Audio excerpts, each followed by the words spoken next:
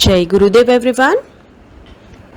वक्रतुंड महाकाय सूर्यकोटि समप्रभ निर्विघ्नं कुरु मे देव सर्वकार्येषु सर्वदा सर्वकार्येषु सर्वदा सर्वकार्येषु सर्वदा। इस श्लोक का अर्थ है घुमावदार सूंड वाले विशाल शरीर काय करोड़ सूर्य के समान महान प्रतिभाशाली मेरे प्रभु हमेशा मेरे सारे कार्य बिना विघ्न के पूरे करे। Good morning everyone. My name is Megha Dayani and I am your science teacher. We are going to start 9th chapter, soil. You all might have seen the soil some of the other places. Yes, it looks something like this, but it is a mixture of different size of particles. Yes, and this is the uppermost layer of the earth. It is the layer of the crust. We know that earth is divided into three parts, into three layers actually: core, mantle and crust. Yes, so where is soil present? It is present in the topmost layer of the crust. So definition of the soil can be said as uppermost layer of the earth's crust in which plants grow is called as soil. Soil is the outer loose layer that covers the surface of the earth. Why is soil an inseparable part of our life? There are few reasons for it. First, soil is one of the most important natural resources. Why we cannot separate it from our life? Because it is an important natural resource.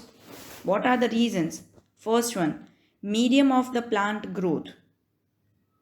Soil is the medium for the growth of the plant. It supports the growth of the plants. In which way? It helps in holding the roots firmly, supplies water and nutrients to the plants, and soil is essential for agriculture also. As you can see here, soil helps the plant in many ways, whatever we just discussed now. Yes. Second, habitat for many insects and other organisms.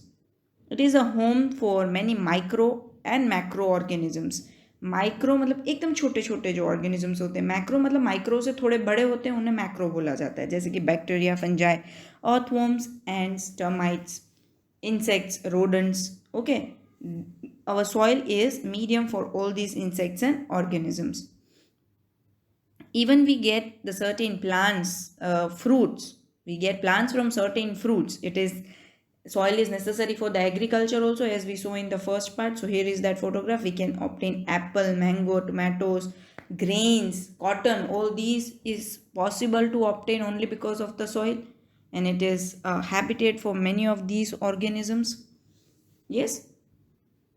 Third one, storage and filtration system for surface water. Soil store and filter the water from dust, chemicals and other contaminants as it moves downwards through many layers of soil. Thus provides plants with clean, unpolluted water needed for the growth. Okay, what happens whenever water is passing through different layers of the soil as it moves downwards underground? जैसे जैसे पानी जाता है बारिश का, तो वो different layers से पास होता जाएगा और उसमें से डस्ट, केमिकल्स और बाकी सारे कंटेमिनेंट्स हैं ना, वो धीरे धीरे क्लीन होते जाएंगे। तो नीचे प्लांट्स तक, जो प्लांट के रूट्स तक जो पानी पहुंचेगा वो एकदम क्लीन और अनपॉल्यूटेड होगा, जो उन्हें ग्रो होने में हेल्प करेगा। Okay, and even the soil acts as an engineering medium. किसके लिए? सॉइल बेस हैं, जो भी हम बनाते हैं सॉइल के ऊपर, जैसे कि रोड्स हैं, घर हैं, बिल्डिंग्स हैं, ये सारे स्ट्रक्चर्स सॉइल के ऊपर ही बनते हैं। तो सॉइल जो है वो बेस है हमारे लिए, तो it acts as an engineering medium. See everything is shown here. Soil formation, how is the soil formed? हमने सॉइल की बहुत सारी चीज़ें देख ली, वो हमें किस किस तरीके से हेल्प करती हैं, क्यों वो हमारे लिए हमारी लाइफ का एक ऐसा पार्ट है जिसको हम सेपरेट नहीं कर सकते। तो उसके लिए बेसिक मेन 4 रीजंस थे जो हमने डिस्कस किए। Now how is soil formed? ये सॉइल फॉर्म कैसे होती है? सॉइल एक बहुत सालों लग जाते हैं सॉइल बनने के लिए, जैसे कि एक बड़ा सा रॉक है as it is shown here, जैसे जैसे टाइम जाता जाएगा उसमें क्रैक्स डेवलप होते जाएंगे वेदरिंग की कंडीशन की वजह से। यस, फिर धीरे धीरे वो छोटे छोटे टुकड़े होते होते सॉइल बन जाते हैं। अभी ये जो सॉइल बनी उसमें भी डिफरेंट डिफरेंट साइज के पार्टिकल्स होते हैं, सबकी साइज सेम नहीं होती। So we can say that formation of the soil is due to the effect of rocks on the rocks because of the weathering conditions. Okay, soil is formed when the rocks break down into smaller particles by the action of rainwater, winds, ice, plant roots, temperature and climatic conditions of the place. This process is known as weathering of rocks. हमने पहले देखा कि weathering of rocks की वजह से क्या हो रहा है, सॉइल फॉर्म हो रही है। क्यों? क्योंकि जो भी रॉक हैं वो छोटे छोटे स्मॉलर पार्टिकल्स में छोटे छोटे टुकड़ों में ब्रेक डाउन हो जाते हैं। वेदरिंग किन किन चीज़ों की वजह से ये कंडीशंस आ रही हैं? रेन वाटर की वजह से, विंड्स, आइस, प्लांट के रूट्स की वजह से भी ब्रेक डाउन हो सकता है, टेम्परेचर एंड बाकी सारी क्लाइमेटिक कंडीशंस की वजह से भी। ठीक है, देखिए यहाँ पे कभी कभी क्या होता है कि ये रूट्स हैं जो वो ऐसे ब्रेक करके जाते हैं स्टोन में से। ठीक है, तो this is the reason we say that even the plant roots help in breaking down of rocks and formation of soil. बाकी सारे रीजंस तो आपको समझ में आ गए होंगे, रेन वाटर, विंड्स और उन सब का तो प्लांट रूट वाला दिखा दिया मैंने। ठीक है, come to the second point. Weathering is a very slow process, बहुत ही स्लो प्रोसेस होती है। ऐसे नहीं कि एक दिन में बड़ा सा पत्थर टूट के इतना ग्राइंड हो जाएगा, इतना छोटा हो जाएगा। Yes, it takes thousands of years for a huge rock to turn into the fine particles. बहुत साल लग जाते हैं, थाउजेंड्स ऑफ ईयर्स में भी। The nature of the soil, especially its texture and availability of minerals, depends upon the rock from which it is formed. Obviously, जिस rock में से वो बना है उसके ऊपर ही वो सॉइल का नेचर पूरा डिपेंड करेगा। और उस रॉक को, उस सॉइल का पेरेंट रॉक बोलते हैं, क्योंकि वो particular soil has been made from that rock, so that rock is called its parent rock. Now let us start the new topic, that is soil profile. Soil profile क्या है? आप सब ने soil को ऐसे ऊपर से तो देखा है, पर अगर उसको हम वर्टिकली क्रॉस सेक्शन कर दें तो कुछ साइड से कुछ ऐसे दिखेगा। देखो, डिफरेंट डिफरेंट लेयर्स दिख रही हैं आपको। ऊपर उसका डार्क कलर है, जैसे जैसे नीचे नीचे आते जा रहे हैं हम, वैसे वैसे सॉइल का ये जो रॉक का कलर्स हैं, जो भी ये पूरी सॉइल है उसका कलर लाइट होता जा रहा है ना। Now this is soil profile. Soil is compose of distinct layers. Distinct मतलब डिफरेंट, अलग अलग लेयर्स से बनी हुई हैं, जैसे हमने देखा अभी। This layers are refer to as horizons. ये सारे जो लेयर्स हैं उनको बोला जाता है हॉरिजोन्स। बहुत सारे लोग होराइजोन्स भी बोलते हैं, आप कुछ भी बोलो, it is fine. Soil profile is a vertical section of a soil which depicts all the layers of the soil. Now each layer differs in the texture, colour, depth and chemical composition. हर एक layer same नहीं होती। Every layer, every horizon has different feel, its color is different, its depth is different, its chemical composition is different. Okay, so soil profile is divided into 4 layers, that is A horizon, B horizon, C horizon and a bedrock. Let us learn turn by turn all of them. जो upper most horizon है, जो upper most layer है, जिसे top soil भी बोला जाता है, ठीक है, दैट इज टॉप सॉइल। वो बिल्कुल डार्क होती है कलर में, उसमें ह्यूमस बहुत सारा होता है, मिनरल्स भी बहुत सारे होते हैं। ह्यूमस मतलब क्या? ऊपर की जो लेयर है, सबसे टॉप मोस्ट लेयर जो है, उसके अंदर बहुत सारे डिकम्पोजिशन होते हैं, प्लांट्स और एनिमल्स के, स्मॉल स्मॉल माइक्रो ऑर्गेनिजम्स के भी, है ना। तो डेड डिकेइंग मैटर जो भी प्रेजेंट होता है ना ऊपर वाले लेयर में, उसको ह्यूमस बोला जाता है। ह्यूमन नहीं, humus. Now the humus makes the soil very fertile. Now that particular dead decaying plants and animals remains are there. Obviously that will lead to the increase in fertility of the soil and provide nutrient to the growing plants. ये जो layer होती है soft होती है, porous होती है और ज़्यादा पानी रिटेन कर सकती है। शेल्टर होता है बहुत सारे लिविंग ऑर्गेनिजम्स के लिए ये पर्टिकुलर लेयर, जहाँ पे वॉर्म्स, रोडेंट्स, मोल्स, बीटल्स ये सारे रहते हैं। Roots of small plants are embedded entirely in the top soil. जो छोटे छोटे प्लांट्स होते हैं उनके रूट्स ये टॉप सॉइल तक ही रहते हैं, पहले लेयर तक ही, ठीक है। बाकी सारे प्लांट्स के रूट्स हो सकता है, बड़े बड़े जो प्लांट्स हैं उनके रूट्स बड़े होंगे तो वो ज़्यादा डीप में जाते हैं, ठीक है। So top soil A horizon समझ में आ गया. Moving towards the next layer that is B horizon which is even called the middle layer. ये जो लेयर है ना वो थोड़ी, उसमें जो रॉक्स होते हैं ना वो थोड़े थोड़े बड़े होते हैं टॉप सॉइल की कंपैरिजन में. साइज उनकी स्लाइटली बिगर होती है. बी होराइजन जो है उसमें ह्यूमस बहुत कम अमाउंट में होता है, ज़्यादा मिनरल्स होते हैं टॉप सॉइल की कंपैरिजन में. इसमें लेस फर्टाइल होती है किसकी कंपैरिजन में, ए होराइजन मतलब टॉप सॉइल की कंपैरिजन में. ये लेयर बहुत हार्ड होता है और बहुत कॉम्पैक्ट होता है. टॉल प्लांट्स के रूट्स इस लेवल तक, ये बी होराइजन तक पहुंच सकते हैं. कौन, टॉप लेयर्स तक स्मॉल प्लांट्स के जाते थे टॉप सॉइल तक, यहाँ मिडल लेयर तक बी होराइजन तक बिगर टॉलर प्लांट्स के रूट्स पहुंच सकते हैं. Okay, moving towards the third one, that is sea horizon. This is the third layer and it is called sea horizon. It is made up of small lumps of rocks with cracks and crevices. Okay, now can you tell me most fertile layer of the soil कौन सी होगी? Obviously the top most, हमने अभी discuss किया, सबसे ऊपर वाली. क्यों? क्योंकि उसमें ह्यूमस प्रेजेंट है. ओके,